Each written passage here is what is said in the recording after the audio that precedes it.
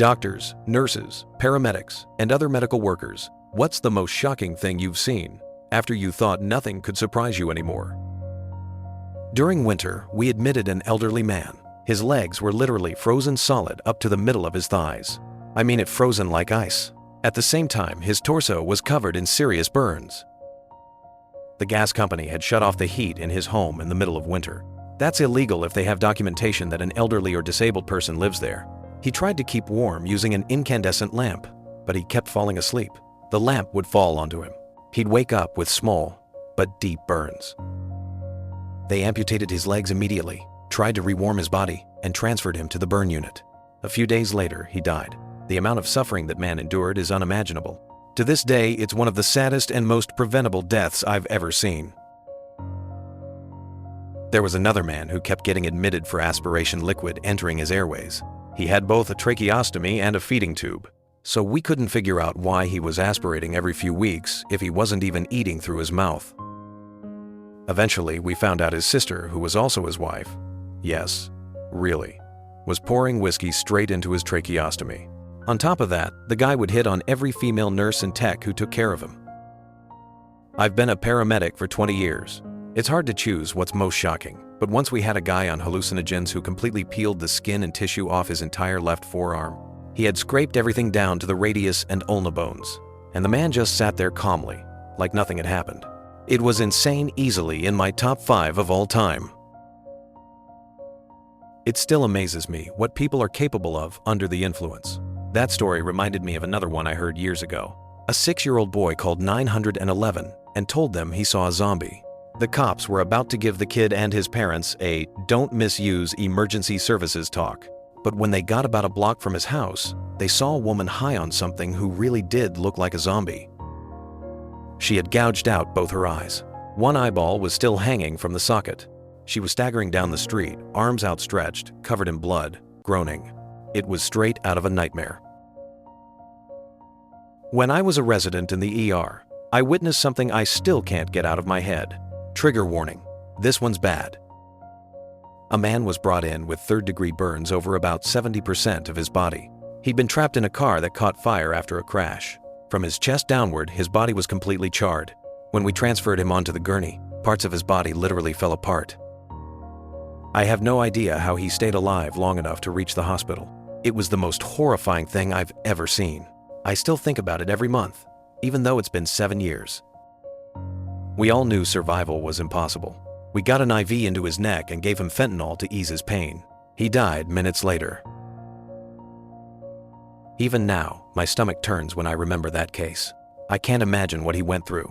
I've never seen anything like it since. I'm an ER doctor. I thought I'd seen absolutely everything until a few months ago.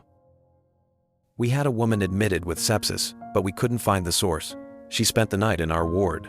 The next shift, a nurse walked out of her room pale as a ghost and said, "Doc, I just caught her injecting something into her central line."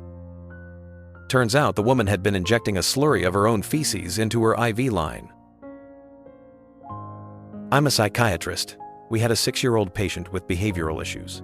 He'd had a breakthrough in therapy the day before. He confessed that he didn't feel loved and desperately needed affection from his mother. The next day, during a session, I repeated his words to his mom. He looked at her with hope, and she just said, "Okay," then calmly went back to scrolling on her phone. I'm a father myself, and my heart shattered into 1,000 pieces right there. I've talked to killers, sociopaths, even serial murderers. I've seen the darkest sides of humanity. But watching a mother ignore her child's plea for love, that's how real monsters are born. I worked in the NICU, the Neonatal Intensive Care Unit. A woman gave birth to an extremely premature baby at home, around 25-26 weeks. She and her partner decided to put the baby in a sock, then into a shoebox, and drove to the hospital.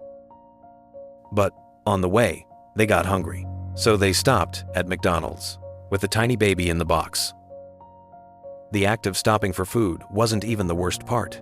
It's that they told everyone about it proudly, as if it was totally normal. Luckily, the baby actually survived and turned out relatively okay. I once had a psychotic patient who got hit by a truck. He broke almost every rib on his right side and suffered a collapsed lung. But the shocking part isn't that he survived, it's what he did afterward. He somehow managed to make it home, where he sawed off both of his feet and part of his right leg.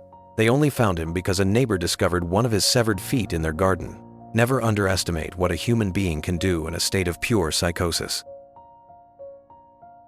Once, during an autopsy, we found a man whose bones were green, literally glowing green. It turned out he'd taken a massive amount of tetracycline antibiotics as a child. Apparently, the medication can bind to calcium in bones and teeth, oxidizing over time and turning them green. Absolute madness. We also had a deceased woman whose hospital gown we removed, and what looked like a cauliflower head was growing out of her vulva. The worst case of genital warts I've ever seen in my life. And by the way, tetracyclines are broad-spectrum antibiotics that can change not only bone color, but teeth as well. Just a fun fact you probably didn't need. Before retiring, I worked as a shift supervisor for EMS. One night, 2 separate radio calls came in. One reporting a shooting, and another just minutes later from a different frequency, reporting a cardiac arrest at the same address. I responded personally, notifying both units. We arrived with the police and firefighters. A crying woman met us at the door and led us inside. There was blood everywhere. We followed the trail to the bathroom and found a man sitting on the toilet, pressing a towel to his head. He removed the towel for a second, and there it was, a clear arterial bleed from his temple. He insisted he was fine and asked us to leave. His girlfriend said he'd shot himself by accident. The police started demanding to know where the gun was, but there was no gun. He had shot himself in the head with a crossbow. Somehow, he was still alive. We stabilized him and rushed him to the hospital. He actually survived and probably made a full recovery. As we were cleaning up, one of the paramedics, one of the funniest guys I know, looked around and said, "All right, we've got 5 firefighters, 4 cops, 2 EMTs, 2 paramedics, and a supervisor that's over 100 years of experience combined. Anyone here ever seen a crossbow wound before?" Silence. We all realized how absurd the situation was. The first death I ever witnessed was an elderly woman who vomited feces. Years earlier, she'd suffered a stroke. Doctors assumed she had silent aspiration when fluid enters the lungs without obvious signs and diagnosed her with pneumonia. But at the same time, she was so severely constipated that her intestines became completely obstructed. The fecal matter filled her entire digestive tract, forcing its way upward. She slowly and silently began aspirating her own waste. After hours of worsening symptoms, she started vomiting that same material. Then she went into cardiac arrest and died. When we turned her over to clean the bed, more of that foul vomit kept pouring from her mouth. The smell, it never leaves you. Warning for the faint-hearted, this next one's brutal. It was my day off. I was driving on the highway with a friend, also a paramedic, on our way to vacation. Up ahead, we saw an accident. Traffic stopped right in front of the crash. No police, no fire, no ambulance yet. It looked bad, so we stopped to help. This was back when cell phones were just becoming a thing, but luckily we had one and called it in. When I opened the car door, the smell hit me: diesel, exhaust, and that unmistakable scent of death. Once you've smelled internal organs, you never forget it. If lavender ever mixed with that scent, I'd hate it for life. According to the police report, a pickup truck blew a tire at about 80 miles per hour, crossed into oncoming traffic, and hit a semi head-on right where the road narrowed. The impact pushed the semi into the opposite lane, colliding with a family car. Combined speed, about 120 miles per hour. Several more cars piled in before anyone could brake. The vehicles were so mangled that you couldn't tell what was what anymore. When assessing a scene like that, you prioritize. You check who's clearly dead, who's dying but can be saved, and who still has a chance. There were 5 fatalities. The pickup driver had been literally torn apart. The semi-driver was airlifted to a trauma center. 3 more people were rushed to the hospital with serious but non-fatal injuries. It took rescuers over an hour and a half to extract the family car from under the semi. By that point, I'd already lost hope that anyone inside survived. Later, the victims' relatives drove past the site, but didn't recognize the crushed car because it was flattened beyond recognition. When their family didn't return home, they came back to the crash site. Police, firefighters, and tow crews were still there. When they asked us what happened, we told them. And that's when I realized that family in the crushed car was a mother, father, grandmother, and a newborn baby. just 1 day old. They had been driving home from the hospital after discharge. That realization hit harder than any physical blow I've ever taken. Even now, I can still see it all in my mind, like it happened yesterday. We once had a homeless man with a jaw abscess, and inside it, a small plant had started growing. Another patient wheeled in a giant ovarian tumor on a cart. He was a farmer, don't ask. And then there was the guy who was told to bring a urine sample in 2 weeks. Instead of 1, he saved all his urine for those 2 weeks and brought it in. His wife was furious he'd used up all her glass jars. Oh, and a woman who visited her nearly comatose father every 72 hours. Turned out she was sucking fentanyl out of his pain patches. After she overdosed twice, we finally figured it out. When the patches were removed, her loving visits stopped instantly. A woman came in after her husband poured boiling bleach on her face. The skin literally melted, a combination of thermal and chemical burns. We intubated her immediately to protect her airway and transferred her to a burn unit. I work in a psychiatric crisis center, mostly for sexually aggressive and violent offenders. That day, the entire staff consisted of petite women and 1 small man. Management was terrible. We were always understaffed. Our patient that day was a 32-year-old, 375-pound mountain of a man. He was a sexually violent criminal who loved bashing his head against walls until his face and forehead were a bloody mess. He was obsessed with blood, playing with it, tasting it, collecting it, even masturbating with it. Didn't matter whose blood it was. The day before, he'd split his head open again. We stapled the wound shut and sent him to our unit for observation. He was under constant watch. At one point, he turned away from staff and began picking the staples out with a pen. When we realized what he was doing, my coworker hit the alarm and we all rushed in. The nurses ran for a sedative shot. By the time they returned, he had removed half the staples and was spreading the wound with his fingers, digging deeper into the gash. Then he started smashing his head against the wall again, blood everywhere like a live-action horror movie. Then he turned toward us, eyes completely empty, face covered in blood, and said, "Your turn." He looked right at me and charged. I ran. He stopped, laughed like a maniac, and shouted, "Gotcha, just kidding." Then he sat down and started playing with his blood like a kid splashing in a pool. We sedated him and sent him to the ER. There was an elderly, frail woman with a rapidly progressing foot infection necrosis setting in.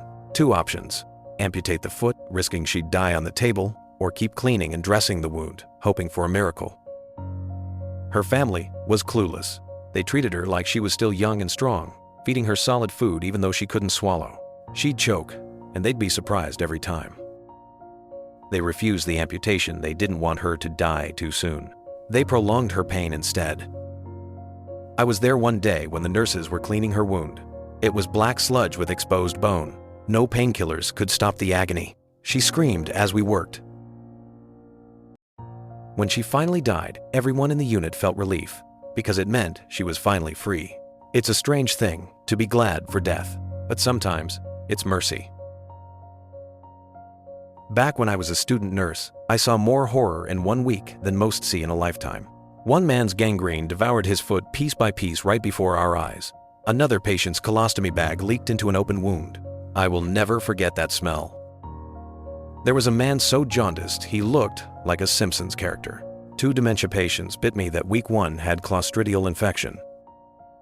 I didn't stay long in that program, but I'll never forget those days. And yes, clostridial infections can cause botulism, tetanus, or gas gangrene, just in case you wanted nightmares. We had a man with such severe hypertension that blood started coming out of his eyes. And the amount of blood from ruptured varicose veins in the stomach, it's unreal. A few months ago, I suctioned nearly a liter of blood from a patient's mouth and nose in 10 minutes while we tried to band his esophageal veins. We couldn't stop the bleeding. He died of blood loss. I once treated a guy who had frostbite on all 10 toes. He'd walked barefoot through the snow about 15 miles while high. When I came to clean his black mummified toes with betadine, he didn't even know he was going to lose them. The doctor hadn't told him, so I had to. I'm just a nurse, and I had to tell this man he'd lose every toe. He took it shockingly well, just shrugged and kept making out with his girlfriend while I cleaned his wounds. They were all over each other while his toes were literally falling off. I had to tell her to get off his lap during the procedure. I still can't believe how casual they were about it. I work as a physiologist in a rehab center for cardiac and pulmonary patients, many recovering from open-heart surgery or valve replacements. One day, I noticed a patient's chest incision looked swollen and bubbling. It looked wrong. I told him to contact his cardiologist immediately and even messaged both his doctors myself. They said he was fine to keep exercising. During a cycling session, the wound burst open. A mix of blood and cloudy pus gushed out. It was horrifying. We once had a patient whose lower leg and foot were basically skeletal, bare bones and tendons left, like something vultures picked clean, all from neglect and abuse by a caregiver. They amputated the leg. The infection had already spread. Then there was the rodeo clown trampled by a bull. His testicles were completely crushed, just pulp. They later gave him prosthetics. My brother once dated a nurse. She told me about a homeless man who wore 3 pairs of jeans, never took them off, never bathed. The hair on his legs had grown through the fabric. They had to surgically remove the pants. And once, I cared for a man attacked with a machete. Here's how it happened. A Nigerian man was hiding from police, jumped a fence, and landed in some guy's backyard. That guy, high as a kite, thought the stranger was a threat to his 3-year-old daughter. He grabbed a machete and swung it. The Nigerian pulled the blade out of his own skull and started hacking the man to pieces. When we got him, he had hundreds of deep lacerations all over his body. Arms, torso, head. You could see muscle, fat, bone, tendons. He couldn't move, but somehow he was conscious and stable. The only arterial bleed was on his left wrist. Every time he bent it, blood sprayed out like a fountain. It took hours to stabilize him before the medevac arrived. The Nigerian recovered. And that, my friends, is just another day in the world of medicine. Sometimes the things we see are beyond human imagination. Life and death walk side by side. Sometimes one careless step separates them. Respect those who fight to pull others back from the edge. And never forget, even the strongest healers carry invisible scars. Thank you for watching this video. Write what story you like most in the comments. And stay safe.